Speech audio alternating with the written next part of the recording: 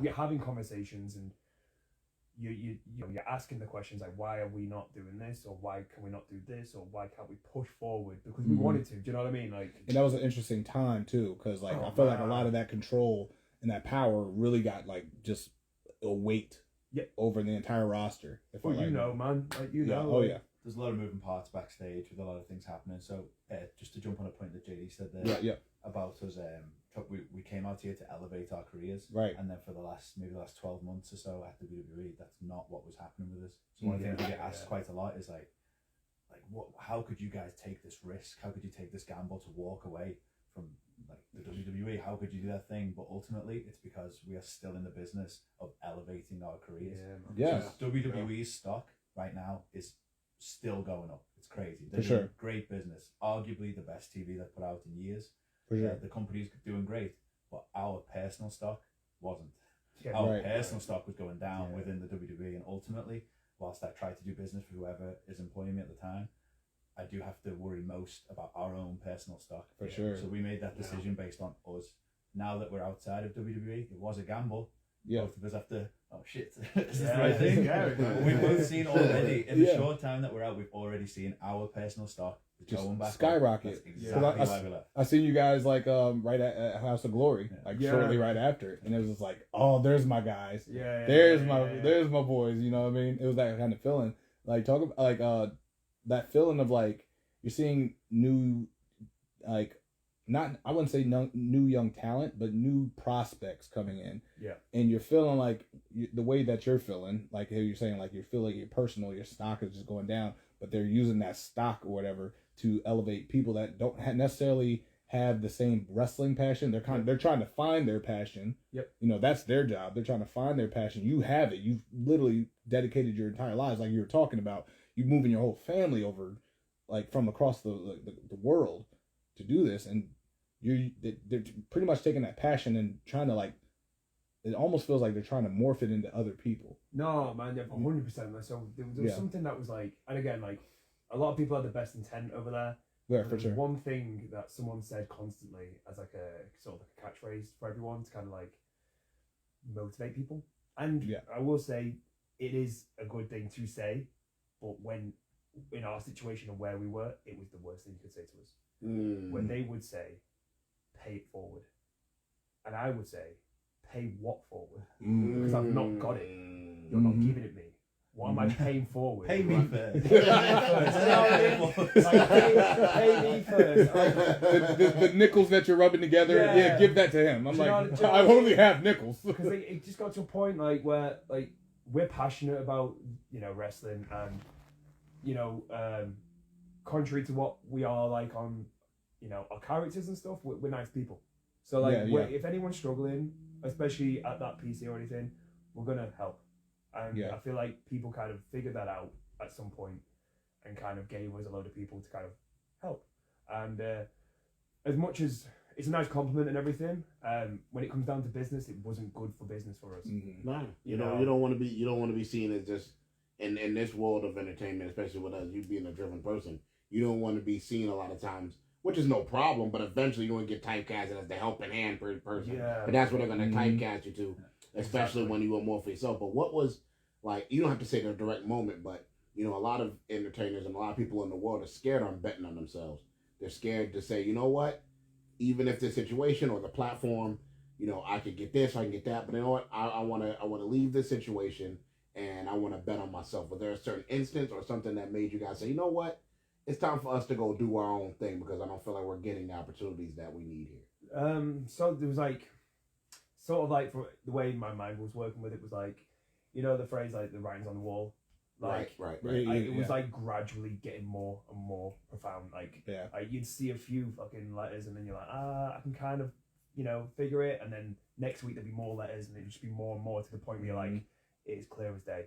Like it wasn't like one big thing, was it? No. Obviously, a lot of the time and that's worse, by the way. It's worse that it's not one big thing. Because then you kind of like, when you're with a girl and like you need to break up with her, but it's not that she's not cheated on you or anything like that. It's just it's not working and it's taking it's gradually not working. You're like, I don't know how to phrase it. That one thing turns into like 3 small things. You know what I mean? And then those 3 small things turn to like 6 big small things. A lot of Yeah. people like they want to know like what individual was it who did this to you? Like they've got the pitchforks never out. that Let's simple. fucking go and get them. And we're like, It's never that simple. I wish it was that simple. Yeah. Because we probably could have fixed things or Yeah. done something, but it was just multiple things. And some of these things maybe individually even come across like, what, that's it? You go, no, because it's not that one little thing. It's not one little petty thing. If it was, that could be solved in a conversation. Exactly. Yeah, that could be a There's simple number of conversation. things Yeah. That when we finally took a step back, and again, the decision wasn't made overnight. It was made over months. For sure. And talk about making that decision together. Yeah. Instead of like Right. you wanting to do it and you wanting not to do it, but you're like on the fence. It kind of has to be like. Where are we going? I can answer that. I think basically JD was ready a lot earlier than I was. So the time when we applied for green cards, Yeah. I was like, I'm done. Bye.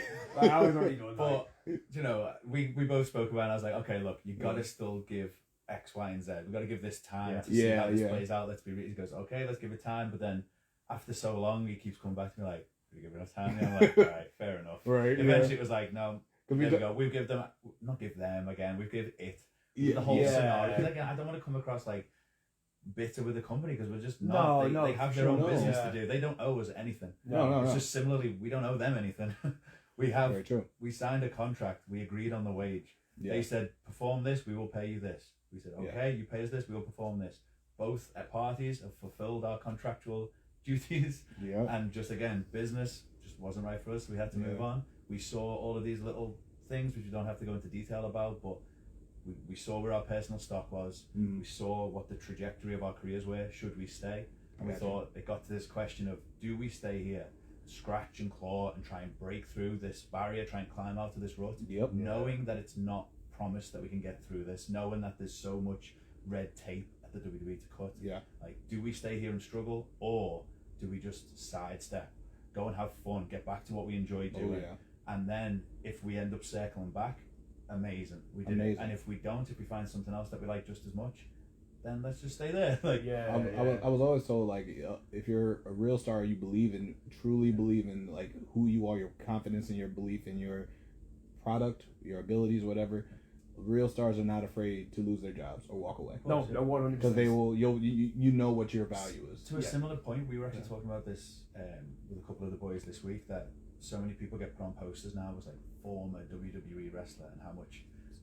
I'll just talk to myself. I hate that phrase. You hate that? I don't mind promoters referencing the WWE. It's for sure a huge global juggernaut, but that phrase only exists in the last couple of generations, and that's because of how WWE at one point completely monopolized the industry. That's why they say former WWE. But if you're an independent contractor who's a builder, and you build the new Walmart down the street, and then you go on to go and build Chick-fil-A, they don't tell the person who's employing you, oh, he's a former Walmart. He built that Walmart on the street. He worked on this project under a contract, and then he worked on this project. If they need a reference, you might say, as seen in the Walmart building committee. You don't go down as former this. Like, I did some work there, and now I do work here. I'm very proud to have worked for the WWE. I had a great time for the most part at the WWE, but I'm not defined as former guy from here. My career is not over. It's once again on an upwards trajectory.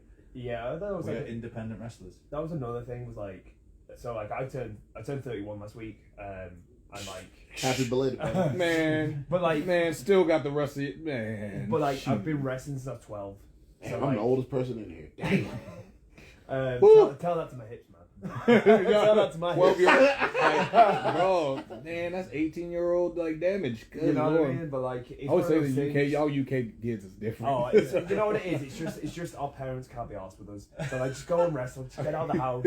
I don't want to see you. You know what I mean? But like, it's one of them. Like, it got to a point where you just start looking at like, because I was like 28, 29 when this idea started happening. Right. And it got to a point where I was looking at an actual active wrestling career, and that's like realistically 20.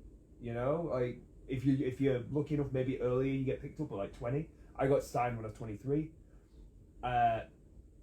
If you're good, if you're lucky, if you look after yourself, 45. You know what I mean? Like ideally, and then like you can go a little bit longer than that, but like you've got to have to be quite selective with your dates, and you have to really look after your body, because if you've done a lot of dates, all this stuff. So the actual like span of a career is really short when you think about it. Right. And I was like getting closer to 30, and like I can't turn something round within a month, half a year. It takes a few years to start building equity again. So I started thinking like, if we leave, we started betting on ourselves, and we really do bet on ourselves. It's not like we leave and then we're just like, promoters come, pay us. It's actually like we leave, we do these promos, we brand ourselves, we get the